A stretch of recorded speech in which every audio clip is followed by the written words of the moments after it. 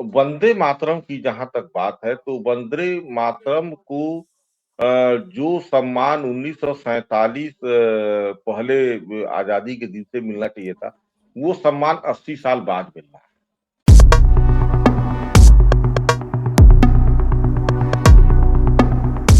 मित्रों नमस्कार, मैं प्रमोद ब्रह्मभट्ट आपका हमारे कौशल्या नंदन यूट्यूब चैनल पे स्वागत करता हूँ।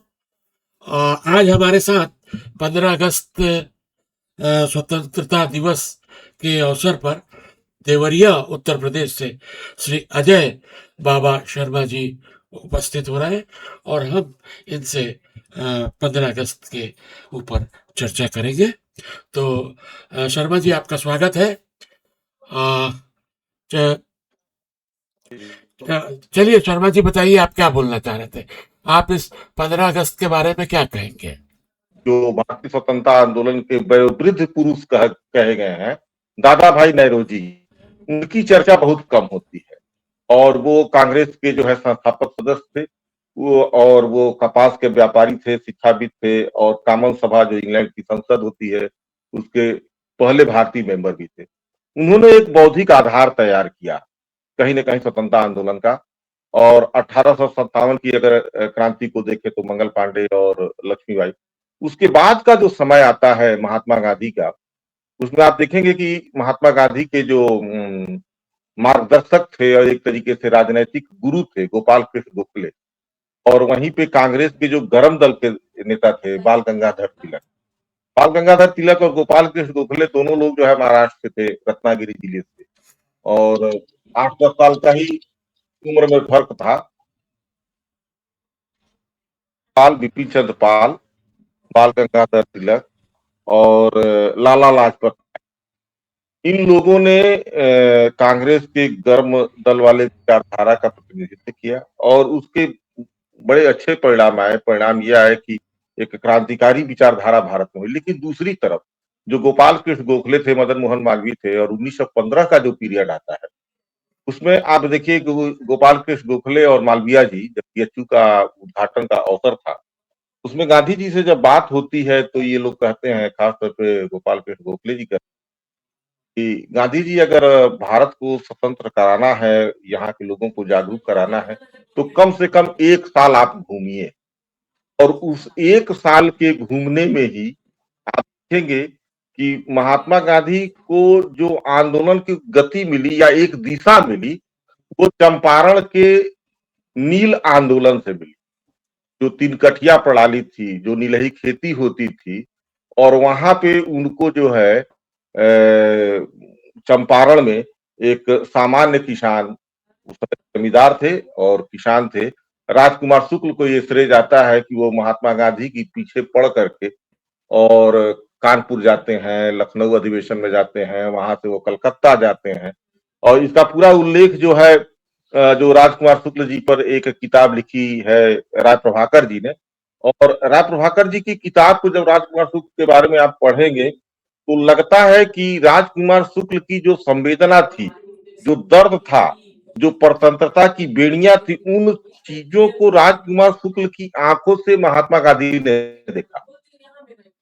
और महात्मा गांधी को ये पहली बार समझ में आया कि भारत का जन क्या चाहता है, भारत का लोक क्या चाहता है।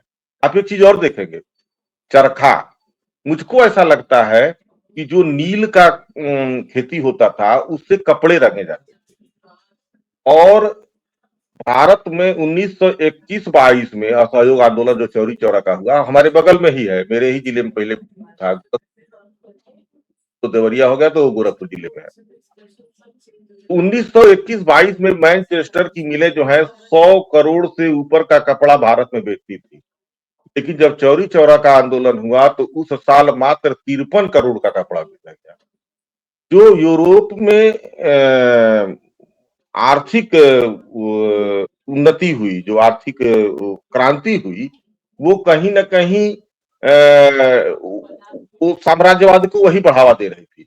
और उसका सबसे अच्छा उपाय था कि इन पर आर्थिक प्रतिबंध लगाया जाए। और एक सामान्य से किसान राजकुमार शुक्ल ने इस बात को समझा और उनकी बातों को महात्मा गांधी ने आगे का रास्ता बनाया। और चरखा जो है आर्थिक साम्राज्यवाद का एक हथियार के रूप में काम किया। मुझको ये लगता है और इन चीजों को आज की पीढ़ी को समझना चाहिए। आज भी ग्लोबलाइजेशन हो रहा है, आर्थिक उदारीकरण हो रहा है, हर देश एक दूसरे के साथ व्यापार करना चाहता है, व्यापार में बढ़त लेना चाहता है। सही बात यह है कि शासन और सत्ता और पावर उसी के पास है जिसके पास पैसा है। इसी के साथ मैं अब चाहूंगा कि आप इस बात को। शर्मा जी, आपकी बात तो सही है। आज का दिन हम स्वतंत्रता संग्राम सेनानियों को याद करने का दिन मानते हैं, लेकिन जी जी स्वतंत्रता जो है वो कोई केवल देश आजाद होने से ही नहीं है, इसके बहुत सारे आयाम हैं। हमने देखा कि जहाँ तक आपने गांधी जी की बात की, तो गांधी जी स्वतंत्रता आंदोलन में, अभी मैं देख रहा था तो जैसे छत्तीसगढ़ के ही अपन ले, तो छत्तीसगढ़ में 1,500 से ऊपर स्वतंत्रता संग्राम सेनानी है। नाम आता है मात्र गिने चुने लोगों का, जिसमें मैं छत्तीसगढ़ से बोलना चाहूंगा पंडित रविशंकर शुक्ल, जो मुख्यमंत्री भी बने बाद में, महंत लक्ष्मी नारायण दास, वामन राव लाखे, सुंदरलाल शर्मा, जैसे वहां चंपारण में गांधी जी उनसे प्रभावित हुए, वैसे यहाँ सुंदरलाल शर्मा जिसे उन्होंने अछूतोद्धार सीखा, और यहाँ एक उनका पूरा कार्यक्रम रहा है, और उन्होंने सुंदरलाल शर्मा जी को अपना गुरु भी कहा। वैसे ही बंदे अली फातमी, नारायण राव मेघावाले, मौलाना अब्दुल रहीम, तो बहुत सारे लोग, मतलब नाम नहीं ले सकते। अगर अपन पूरे देश में करें तो लाखों की संख्या में है। इसमें कई क्राइटेरिया है, आज हम सबकी चर्चा तो नहीं कर सकते, लेकिन हम सिर्फ इस पर बात कर रहे थे कि स्वतंत्रता का पर्व जब हम मना रहे हैं तो स्वतंत्रता के मायने भी समझें। एक हमने स्वतंत्रता हमसे छीनी गई थी, अभिव्यक्ति की स्वतंत्रता, मीसा में। इसको आप कैसे देखते हैं, क्योंकि वो भी एक बहुत बड़ा आंदोलन रहता। देखिए, अभिव्यक्ति की स्वतंत्रता अगर आप 1975 इमरजेंसी के उससे देखें तो उसको तानाशाही से अलग नहीं माना जा सकता है, और वह एक तानाशाही थी, और वहां पे अभिव्यक्ति की स्वतंत्रता की जो लड़ाई थी वह एकदम जायज थी। अभिव्यक्ति की स्वतंत्रता हर मनुष्य का जो है एक मौलिक अधिकार है, इस पर कोई रोक नहीं होनी चाहिए, लेकिन एक सीमा रेखा तो होनी ही चाहिए। एक सीमा रेखा होनी चाहिए वाचाल होने में और उच्च श्रृंखल होने में, और ये अभिव्यक्ति की स्वतंत्रता होने में, ये सब में अंतर है। आप एक चीज देखेंगे, हिंदू देवी देवताओं को या स्वतंत्रता आंदोलन के बहुत सारे सेनानियों को कोई भी कुछ भी उल्टा सीधा बोल करके चला जाता है, और बहुत सारे लोग तो महापुरुषों को गाली दे करके नेता भी बन गए और मुख्यमंत्री भी बन गए जी, है ना। तो अभिव्यक्ति की स्वतंत्रता की एक सीमा रेखा होनी चाहिए। अब वो सीमा रेखा कैसे बने, इसके अगर आधुनिक यंत्रों के हिसाब से बात किया जाए, ऐप के हिसाब से किया जाए, तो इस पे नियंत्रण हो सकता है। लेकिन हाँ, यह नियंत्रण अभिव्यक्ति की स्वतंत्रता को नियंत्रित करना और उच्च श्रृंखलता की हद तक आजादी देना, दोनों में बड़ा बारीक फर्क है। यहाँ बड़े सावधानी से काम करना पड़ेगा। लेकिन कुछ तो अभिव्यक्ति की स्वतंत्रता पर अनाप शनाप न कहा जाए, समाज को बांटने की बात न कही जाए, किसी धर्म या जात के खिलाफ बात न की जाए, किसी फ्रीडम फाइटर के खिलाफ बात न की जाए, किसी देवी देवता के खिलाफ बात न की जाए। कम से कम इस पर कुछ हद तक तो एक रोक होनी ही चाहिए।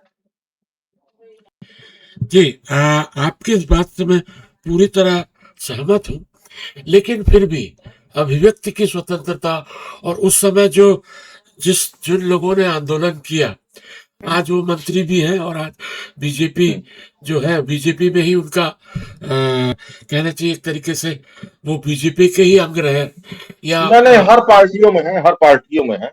वो सिर्फ आप बीजेपी को ही नहीं कर सकते हैं, हमारे यहाँ भी मुख्यमंत्री लोग बन गए, मंत्री लोग बन गए उल्टी सीधी भाषा बोल करके, और अभी भी उस पे कोई रोक नहीं है ना। देखिए, आजादी का जो मतलब है, एक आम, अगर आज के समय में देखा जाए तो एक बात कही जा सकती है, जो आजादी का स्वरूप जो आम जन समझ रहे हैं वो ये है कि घास को बढ़ने का अधिकार है और गधों को चरने का अधिकार। पर संतुलन तो चाहिए। हाँ, पर संतुलन लेकिन तो संतुलन चाहिए। चाहिए। हाँ, मतलब संतुलन चाहिए। आप जी। गौचर को खत्म नहीं कर सकते, पर हम्म। गौचर अलग सेपरेट तो करिए। हाँ जी जी जी जी। पूरा सबको गौचर तो नहीं बोल सकते। नहीं नहीं, एक मर्यादा की सीमा होनी चाहिए, और जीवन के हर क्षेत्र में होनी चाहिए, ये किसी एक क्षेत्र की बात नहीं है। एक एक तो, और बात पर मैं आपका ध्यान आकृष्ट कराना चाहूंगा। हम्म, एक घटना जो मेरे जीवन में घटी, हम लोग रायगढ़ में उस समय ब्यूरो चीफ एक प्रतिनिधित्व होता था मैं एक बड़े पेपर का।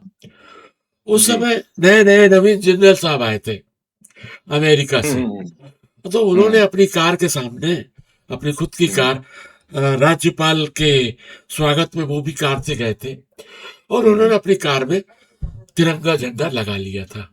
जी। इस पर उनके ऊपर एफआईआर हुई, और हम्म। लगभग एक दशक से ज्यादा उनको जी जी। संघर्ष करना पड़ा कोर्ट में। हम्म। और हम्म। झंडे के ऊपर जो कानून बना था कि आप हम्म। ऐसा नहीं कर सकते, वैसा नहीं कर, उन्होंने ये अधिकार दिलाया कि हर व्यक्ति, जो भी व्यक्ति अपने हम्म। देश को, अपने उसके प्रति श्रद्धा अर्पित करना चाहता है, वो अपना झंडे का उपयोग कर सकता है। और जी यही जी। कारण है कि आज जो बीजेपी हर घर तिरंगा, घर घर तिरंगा का जो आंदोलन चला रही है, तो ये हम्म। उन्होंने किया। इसको आप किस तरह से देखते हैं? देखिए, ऐसा है कि हमारे संविधान निर्माताओं ने आज जो शुरुआत हुई भारतीय लोकतंत्र की, तो ये सभी लोग चाहते होंगे, और ये परंपरा भी थी 15 अगस्त, 26 जनवरी या किसी अन्य समय पे झंडे को झुकाना, झंडे को आधा झुकाना, झंडे को पूरा फहराना, कार्यक्रमों में छोटे छोटे बच्चों से वयस्कों, स्त्री पुरुष सबको सम्मिलित होना। तो यह कहीं से भावना नहीं थी कि किसी व्यक्ति को झंडा फहराने से रोका जाए, लेकिन मुझको लगता है कि यह भाव रहा होगा कि झंडे का अपमान न हो। इस भाव से मुझको लगता है कि रोक रही होगी कि आम जन इस झंडे का कहीं जो है सम्मान न गिरे, इसके लिए रोक रही होगी। लेकिन जब देश आजादी के 60-70 साल बाद आगे बढ़ गया समाज का, और सब लोग अपनी जिम्मेदारी समझने लगे, ऐसा नहीं कि उस समय के लोग गैर जिम्मेदार थे, लेकिन उस समय स्वतंत्रता के वैल्यू को बहुत ऊपर आंका गया, बहुत ऊपर मापा गया, है ना। वो एक झंडा एक सामान्य कपड़े का झंडा नहीं था, और ना आज भी है। तो मुझको लगता है कि उस समय जो झंडा फहराने से आम लोगों को रोका गया था, वो भी सही था। और आज के समय में जो झंडा फहराने की और घर घर फहराने की हर व्यक्ति अपनी गाड़ी पे लगा सकता है, जो छूट दी गई वो भी सही है, ऐसा होना भी चाहिए था। अब इस समय एक समस्या और आ रही है, जी जिसका शशि थरूर ने जिक्र किया है, कि जी। वंदे मातरम को राष्ट्रगान की तरह स्वीकार किया गया है, हम्म। और उस पर भी हम्म। बना है। अब हमारे छत्तीसगढ़ में छत्तीसगढ़ की भी एक वंदना स्वीकार की गई है। हम्म। तो अब हम लोग आज, आप देख रहे हुए ये बैच बैच, मैं भी हम्म। एक जगह झंडा वंदन किया। हम लोग तीन हम्म। एक साथ किए हैं। पहला हम्म। जनगण मन, उसके जी। बाद में वंदे मातरम, और उसके बाद में जय हो छत्तीसगढ़ मैया, हमारे यहाँ का भी एक राज्य गीत है। तो इस तरीके से अब समय तो लगेगा, हम्म। क्या इतना धैर्य रख पाएगा आदमी? और क्या हर कार्यालय में, क्या इसमें आपको नहीं लग रहा कि शशि थरूर की जो सोच है वो ठीक है, कि कहीं ना कहीं कुछ उनके प्रति अनादर हो सकता है? छोटी चीज तो समझ में आता है, लेकिन ये एक श्रृंखला बन रही है यह भी तो एक चिंता का विषय होना चाहिए इस 15 अगस्त में। देखिए, वंदे मातरम की जहां तक बात है तो वंदे मातरम को जो सम्मान 1947 पहले आजादी के दिन से मिलना चाहिए था, वो सम्मान 80 साल बाद मिल रहा है। तो उसका तो वह आवश्यक था। वंदे मातरम को गाया जाना चाहिए था, क्योंकि वंदे मातरम पूरी आजादी का क्रांतिकारियों का जो है प्रथम गीत रहा है। और लाखों लाखों लोग इसी को गा करके इसी का एक तरीके से मंत्र जाप करते थे लोग। और लाखों लोग फांसी पे चढ़ गए, सूली पे चढ़ गए। तो वंदे मातरम को जो सम्मान मिला है, बहुत दिनों बाद मिला है, ये बिल्कुल उचित मिला है। हाँ, एक चीज हो सकती है कि जैसे 15 अगस्त है या 26 जनवरी है, इनको छोड़ करके बाकी समयों पे छूट दी जा सकती है। और एक चीज आप देखिए कि जो जनगण मन है उसका गायन 1 मिनट से भी कम में हो जाता है, 1 मिनट भी नहीं लगता है। जो समय बहुत देर लेने की बात है, अगर तीनों को 2-2 मिनट दिया जाए, अगर भारत विविधताओं का देश है, अगर छत्तीसगढ़ का भी अपना कोई राज्य का गान है, तो अगर 2-2 मिनट दिया जाए तो 5-6 मिनट खड़े होना या 5-6 मिनट व्यवस्थित होना, ये बहुत बड़ी बात नहीं है। ये तीनों हो सकता है। और इसमें समय की या अनुशासनहीनता भंग हो, ऐसी कोई बात मुझको नहीं दिखती है, क्योंकि ये 5-6 मिनट का काम, इतना तो राष्ट्र के सम्मान में, झंडे के सम्मान में, अपने देश के सम्मान में और प्रदेश के सम्मान में या अपने क्षेत्र के सम्मान में हर नागरिक को खड़ा होना चाहिए। ये हमारी जिम्मेदारी भी है और इससे हमको पीछे नहीं हटना चाहिए।